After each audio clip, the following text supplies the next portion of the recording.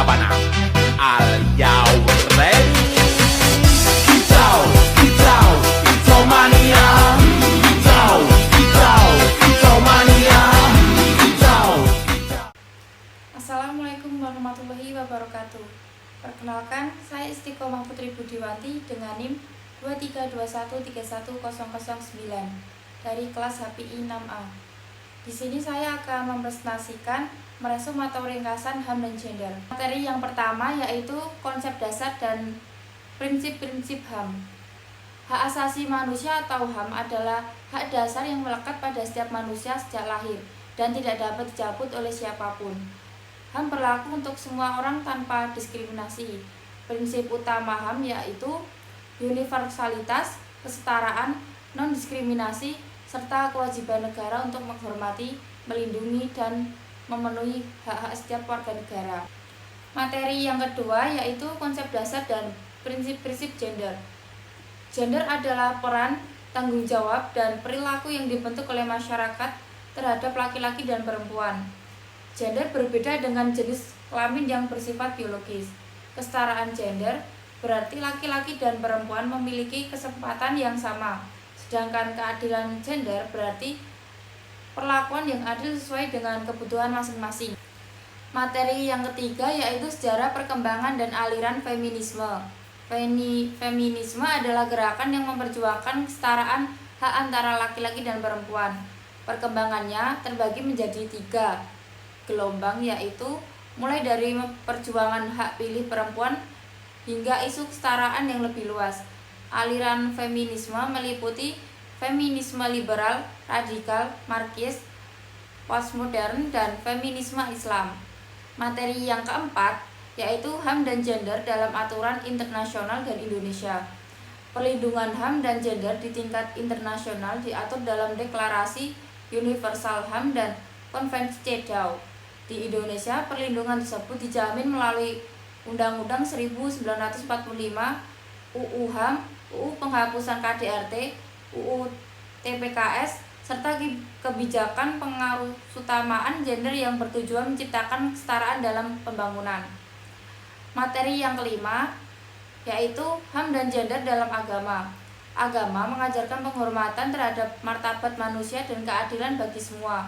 Dalam Islam, laki-laki dan perempuan memiliki kedudukan yang sama sebagai makhluk ciptaan Allah. Namun, praktik budaya patriarki terkadang menimbulkan ketidakadilan, sehingga diperlakukan pemahaman agama yang lebih berperspektif keadilan gender.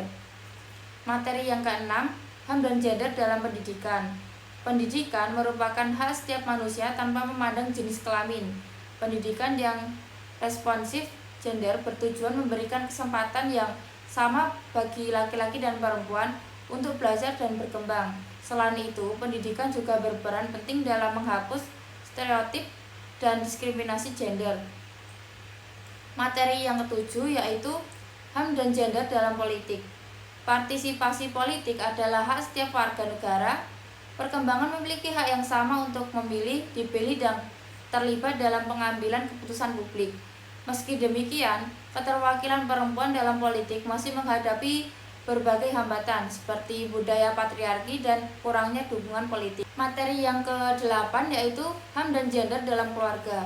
Keluarga merupakan lingkungan pertama dalam pembentukan nilai dan peran gender. Ketidakadilan sering muncul dalam bentuk pembagian kerja domestik yang tidak seimbang, perkawinan anak, dan kekerasan dalam rumah tangga. Keluarga yang ideal adalah keluarga yang menerapkan hubungan setara dan saling menghormati. Materi yang ke-9 itu HAM dan gender dalam sosial dan budaya. Nilai sosial dalam budaya memengaruhi cara masyarakat memandang laki-laki dan perempuan. Beberapa tradisi dan stereotip dapat memperkuat ketidakadilan gender.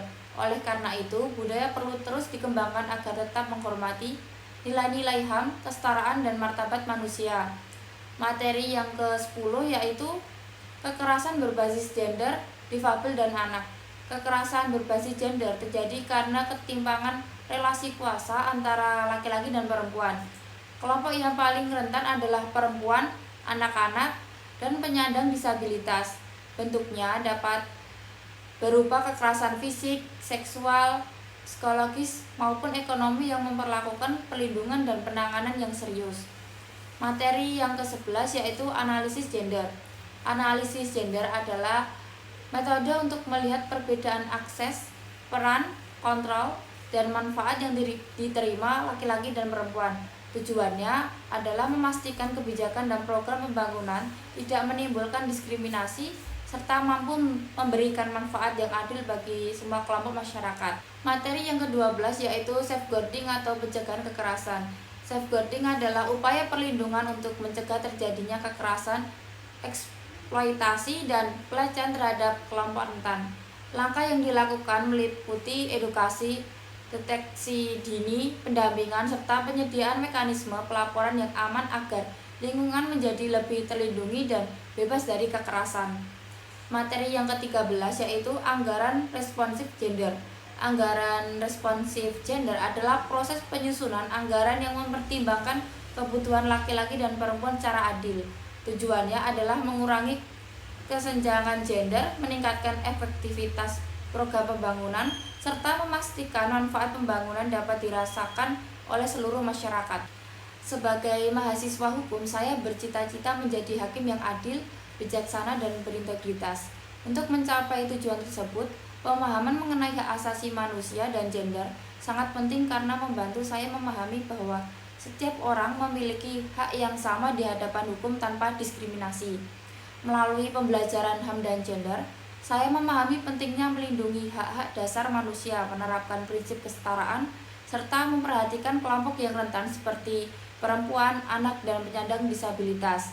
Pengetahuan ini menjadi bekal untuk memberikan putusan yang objektif, adil, dan berlandaskan nilai kemanusiaan. Dengan bekal tersebut, saya berharap dapat menjadi hakim yang tidak hanya menegakkan hukum, tetapi juga mewujudkan keadilan, kesetaraan gender, dan perlindungan hak asasi manusia bagi seluruh masyarakat. Sekian presentasi yang dapat saya sampaikan, kurang lebihnya saya mohon maaf. Wassalamualaikum warahmatullahi wabarakatuh. La Habana, al